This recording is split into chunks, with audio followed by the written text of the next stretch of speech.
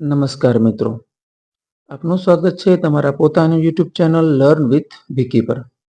મિત્રો, જ્યારે આપણે ભારતના ઇતિહાસની વાત કરીએ છીએ ત્યારે એક એવું સામ્રાજ્ય છે જેણે સમગ્ર ભારતને પ્રથમવાર એકતામાં બાંધ્યું, અને તે છે મૌર્ય વંશ.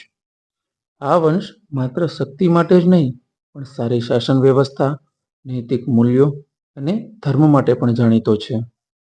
આજે આપણે મૌર્ય વંશની સફર વિશે જાણીશું, તેની સ્થાપના, મહાન રાજાઓ અને અંત સુધી.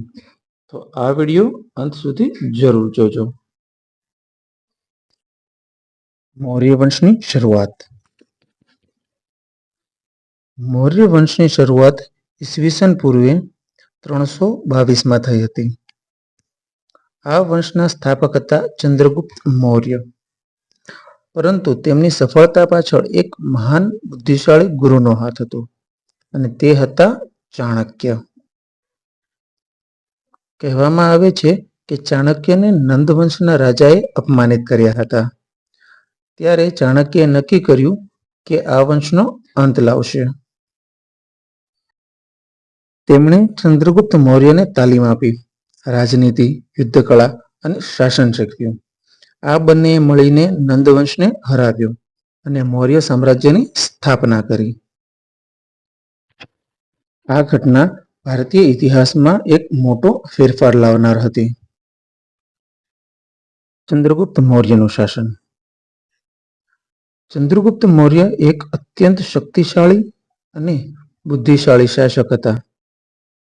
તેમણે માત્ર ભારતનો મોટો ભાગ જ નહીં પરંતુ અફઘાનિસ્તાન સુધી પોતાનું સામ્રાજ્ય વિસ્તૃત કર્યું હતું. તે સમય દરમિયાન ગ્રીક શાસક સેલ્યુકસ નિકેટર ભારત પર કબજો જમાવવા માંગતો હતો, પરંતુ ચંદ્રગુપ્તે તેમને યુદ્ધમાં હરાવ્યો. પછી બંને વચ્ચે સંધિ થઈ અને આ સંધિ પછી મૌર્ય સામ્રાજ્ય વધુ મજબૂત બન્યું. ચંદ્રગુપ્તે એક મજબૂત શાસન વ્યવસ્થા ઊભી કરી, કે જેમાં સૌથી પહેલું હતું કેન્દ્રીય સરકાર, કે જે મૌર્ય સામ્રાજ્યની સામાજિક, આર્થિક અને નાણાકીય વ્યવસ્થા માટે ખૂબ જ જરૂરી હતું. ત્યારબાદ બીજું હતું મજબૂત સૈન્ય, કે જે મૌર્ય સામ્રાજ્યની પ્રજાની રક્ષણ માટે અને મૌર્ય સામ્રાજ્યના રક્ષણ માટે ખૂબ જ જરૂરી હતું. અને ત્યારબાદ ત્રીજું હતું જાસૂસી પ્રણાલી, કે જે મૌર્ય સામ્રાજ્યના દુશ્મનો ઉપર દેખરેખ રાખતું હતું. ચંદ્રગુપ્ત મૌર્યની આ વ્યવસ્થા દ્વારા મૌર્ય સામ્રાજ્ય એક સમૃદ્ધ અને મજબૂત શાસન બન્યું. તેમની રાજધાની હતી પાટલીપુત્ર, કે આજે આપણે તેને પટના તરીકે પણ ઓળખીએ છીએ. બિંદુસારનો સમય. ચંદ્રગુપ્ત મૌર્યના મૃત્યુ પછી તેમના પુત્ર બિંદુસાર, કે જેઓ સિંહાસન પર આવ્યા. બિંદુસારે તેમના પિતાનું સામ્રાજ્ય વધુ વિસ્તૃત કર્યું. તે તેમના પિતા મુજબ એક સારા શાસક બન્યા.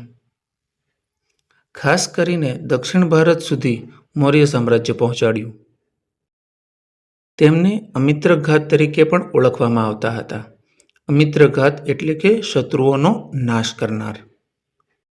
જો કે બિંદુસાર વિશે ઇતિહાસમાં ઓછું લખાયેલું છે, પરંતુ તેમનો સમય મૌર્ય સામ્રાજ્યને સ્થિર રાખવા માટે એક મહત્વપૂર્ણ હતો.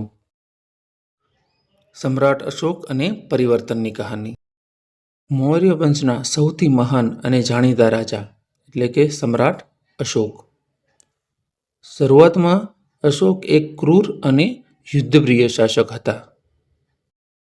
સમ્રાટ અશોકે પોતાના સામ્રાજ્યને વધુ વિસ્તૃત કરવા માટે અનેક યુદ્ધો કર્યા, પરંતુ એક યુદ્ધ કે જેમણે તેની આખી જિંદગી બદલી નાખી, અને તે યુદ્ધ હતું કલિંગનું યુદ્ધ. આ યુદ્ધમાં અનેક લોકો મરી ગયા અને ઘણા લોકો ઘાયલ થયા.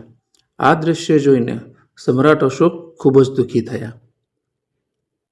તેમણે સમજ્યું કે યુદ્ધથી માત્ર વિનાશ થાય છે, અને ત્યારથી તેમણે હિંસાનો માર્ગ છોડી અને શાંતિનો માર્ગ અપનાવ્યો. અશોકે બૌદ્ધ ધર્મનો સ્વીકાર કર્યો અને અહિંસા અને ધર્મનો પ્રચાર શરૂ કર્યો.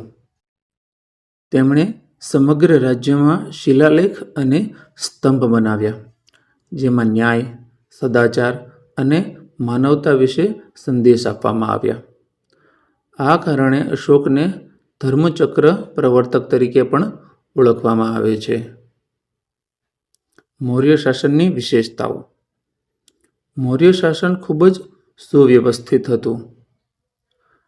રાજા સર્વોચ્ચ હતો. રાજ્યને પ્રાંતમાં વહેંચવામાં આવ્યું હતું અને દરેક જગ્યાએ અધિકારીઓ નિયુક્ત કર્યા હતા. ચાણક્યના અર્થશાસ્ત્રમાં આ તમામ બાબતોનું વિગતવાર વર્ણન છે. આ શાસન પદ્ધતિ આજના સમયમાં પણ પ્રેરણા આપે છે. મૌર્ય વંશનો અંત. સમ્રાટ અશોકના મૃત્યુ પછી મૌર્ય વંશ ધીમે ધીમે નબળો પડવા લાગ્યો. કારણો શું હતા? નબળા શાસકો, આંતરિક વિખવાદ અને વિશાળ સામ્રાજ્યનું સંચાલન કરવું મુશ્કેલ. સમ્રાટ અશોકના મૃત્યુ પછી એવા કોઈ પણ સશક્ત રાજા ન હતા કે જે મૌર્ય સામ્રાજ્યનું સંચાલન કરી શકે. સંચાલનના અભાવના કારણે આંતરિક વિખવાદો વધ્યા. આંતરિક વિખવાદના લીધે વિશાળ સામ્રાજ્યનું સંચાલન કરવું પણ મુશ્કેલ બની ગયું. અંતમાં મૌર્ય વંશનો અંત આવ્યો, પરંતુ તેમનું યોગદાન ઇતિહાસમાં સદાય જીવંત રહેશે.